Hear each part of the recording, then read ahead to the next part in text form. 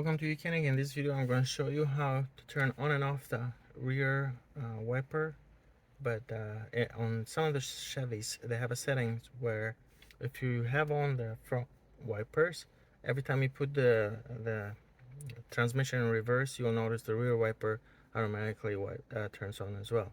So you can turn on that setting or you can turn it off if you don't like it. So I'm going to show you how to do it.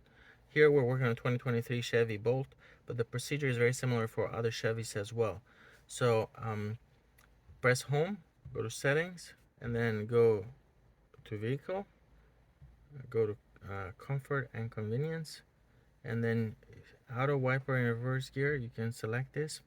You have off, so like nothing happens if you put the transmission in reverse, and if you leave it on, the front wipers have to be on in order for the rear wiper to automatically turn on when you put the transmission in reverse.